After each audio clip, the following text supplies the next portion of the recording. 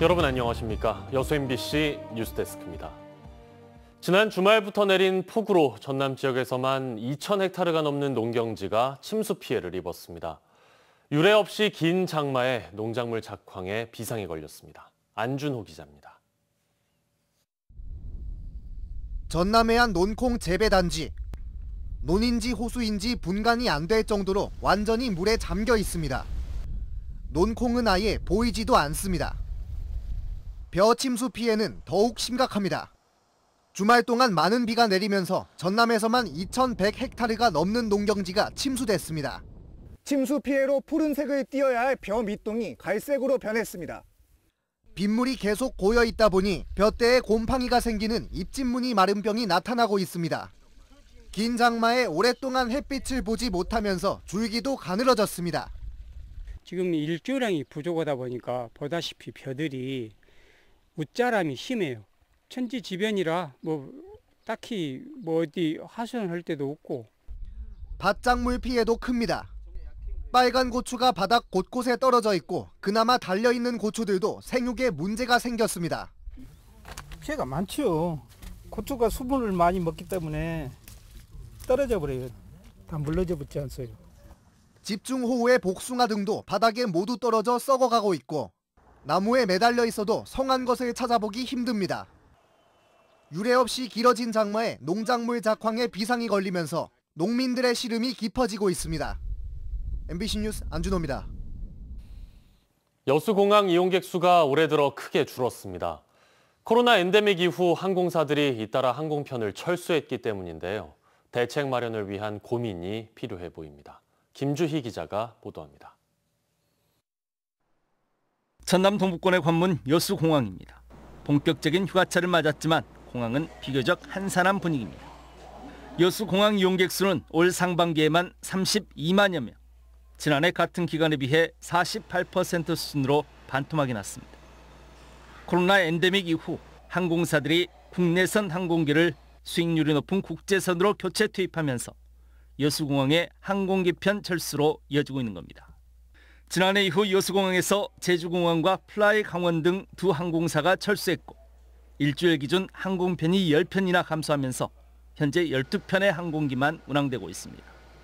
코로나19 팬데믹 당시 연간 이용객이 최대 100만 명을 넘으면서 공항 활성화에 대한 기대감이 높았던 터라 실망감은 더 클 수밖에 없습니다. 상위 측은 현재 개최되고 있는 순천만 국제정원 박람회, 2026 여수 세계선 박람회 등 굵직한 국제 행사의 성공 개최를 위해서라도 광역 교통망이 더욱 강화돼야 한다고 주장합니다. 보다 근본적인 차원에서 공항개발 기본계획의 수정을 통해 지방공항인 여수공항에 부정기 국제선의 운항도 필요하다는 지적입니다. 특히 현재 전남도로부터 지원받고 있는 일부 손실재정지원금도 지원금 규모와 지급 기준에 있어 현실적인 조정이 필요하다는 주장도 설득력을 얻고 있습니다. 우리가 취향 이용객 수가 75% 이하로 떨어졌을 때만 이 재정 손실 충당금을 지원해 주게끔 전라남도 조례가 되어져 있어요. 그런데 75% 이상의 승객이 탑승했음에도 불구하고 취향서의 경우에는 손실이 날 수가 있는 거거든요. 그래서 지원 기준 자체의 어떤 수정이 좀 필요하지 않을까 생각이 됩니다. 여수공항 측도 만성적인 적자 상황 속에서도 시설 개선을 통한 공항 활성화를 기대하고 있습니다. 올해 240명 규모의 주차장 조성 사업을 추진하는 등 시설 개선 사업을 전략적으로 추진하고 있습니다. 그럼에도 불구하고 단기적으로 여수공항의 운영난 해소에 실질적인 도움이 되기는 어려워 보입니다. 같이 저희가 이제 이용객이 증가하고 거기에 맞춰서 공항 시설도 지속적으로 투자를 하고 같이 두 트랙으로 맞춰가면 좋을 텐데 지금 현재는 이제 그렇지 않은 상황인데 그렇다 하더라도 저희 이제 공항 운영하는 입장에서는 기반 시설이기 때문에 지속적인 안전이라든지 서비스라든지 이런 확보를 위해서 투자를 하고 있습니다. 전남 동부권의 하늘 관문 여수공항, 남해안 남중권의 핵심 거점 관문으로 제 역할을 할 수 있도록 지역사회 내에서부터 다양한 가능성을 열어둔 논의가 필요해 보입니다. MBC 뉴스 김주희입니다. 순천시가 전남형 균형발전 300 프로젝트 사업에 최종 선정됐습니다. 전남형 균형발전 300 프로젝트는 전남 22개 시군 가운데 1개 자치단체를 선정, 300억 원의 예산을 지원해 민선 8기 전라남도 공약과 연계한 대규모 지역 특화 발전 사업을 추진하는 겁니다. 순천시는 이번 프로젝트를 통해 구 승주군청을 매입한 뒤 승주 밀원을 바이오 산업 특화 단지로 조성하는 계획 아래 지역 천연 자원을 활용해 사람과 자연을 잇는 생물 전환 바이오 산업 고도화 플랫폼을 구축할 예정입니다. 일본의 후쿠시마 원전 오염수 해양 방류를 앞두고 어민들과 수산업 관계자들의 우려가 커지고 있습니다. 남해안 전남 동북권 시민사회도 공동연대를 통해 반대 목소리를 키워가고 있습니다. 유민호 기자입니다. 어선 수백 척이 모여있는 국내 최대 국가어항인 여수 국동항입니다. 최근 일본 정부의 원전 오염수 해양 방류를 앞두고 어민과 수산업 종사자의 우려가 커지고 있습니다. 경기 침체로 수산물 소비가 준데다 먹거리가 안전한 건지 불안감이 겹친 겁니다.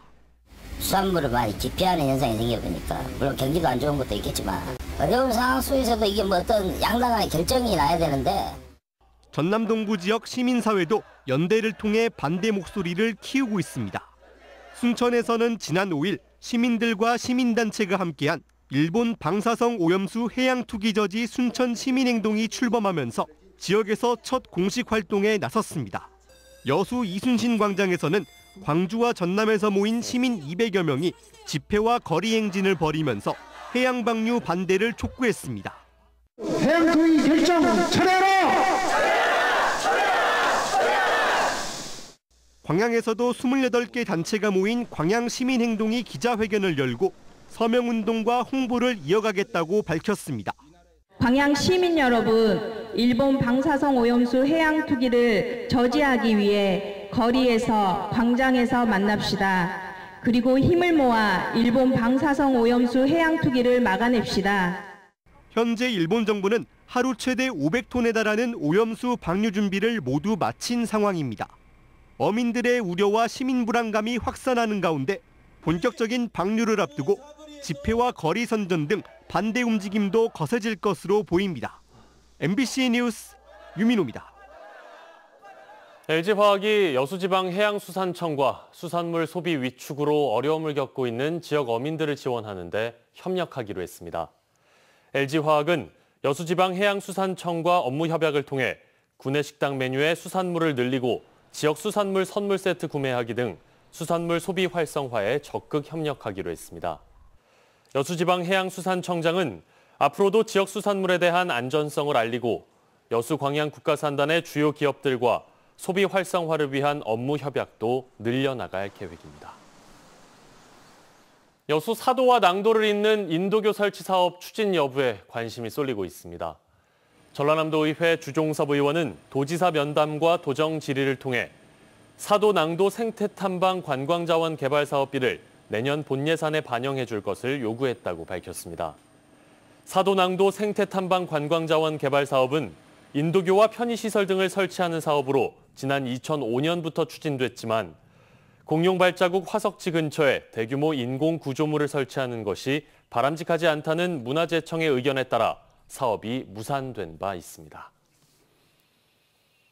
2002년 월드컵 4강 신화가 이루어진 장소 광주 월드컵 경기장이 애물단지로 전락해 활용되지 못하고 있습니다. 축구 경기나 행사가 열리지 않는 경기장을 유지 보수하는 데만 한 해 수십억 원의 세금이 들어가고 있습니다. 주현정 기자입니다. 경기장을 빽빽이 메운 붉은 악마들. 태극마크를 가슴에 단 대한민국 대표팀도 뜨거운 응원에 힘입어 집념의 플레이를 선보입니다. 높기만 했던 세계축구 강호를 무찌르며 대한민국 축구 역사를 새로 쓴 광주 월드컵 경기장. 꼭 20년이 지난 지금은 애물단지 신세로 전락했습니다. 대한민국 사상 첫 월드컵 4강 신화를 쓴 광주 월드컵 경기장입니다. 하지만 축구 경기장으로서는 물론 종합경기장으로서의 기능도 사실상 하지 못하고 있습니다. 텅 비어있는 경기장 벌써 수년째 같은 모습입니다. 국가대항전 A매치가 치러진 것도 2004년 한국과 바레인 간 평가전이 마지막입니다. 그나마 광주FC 홈구장으로 명맥을 유지해왔지만 이마저도 지난 2020년 인근에 전용구장을 지어 떠나면서 프로축구 경기도 열리지 못하고 있습니다. 현재 광주 월드컵 경기장의 조명시설로는 국제 경기를 치를 수 있는 조도 기준도 맞출 수 없습니다. 여기에 이렇다 할 국제대회나 시설대 간 실적이 없고 활용 방안을 찾는 용역도 진행된 바 없습니다. 1,600억 원을 들여 만든 월드컵 경기장이 제대로 활용되지 못하면서 한 해에 25억 원 남짓의 관리 운영비만 세고 있는 겁니다. 광주시는 시설 일부를 임대해 얻은 수익으로 월드컵 경기장 운영비를 대고 있다고 설명했지만 롯데마트와의 계약도 오는 2026년 3년 뒤면 끝이 납니다. 축구 연습하는 공간으로서만 활용이 되고 있기 때문에 너무 아깝잖아요. 그래서 그런 공간들을 좀 더 그 사고의 틀을 좀 깨서 일반 관람이라든지 아니 문화 공연 그런 장소로 좀 할 수 있게끔. 세금 먹는 하마로 전락한 광주 월드컵 경기장을 활용하기 위한 장기적인 고민이 필요한 시점입니다. MBC 뉴스 주현정입니다.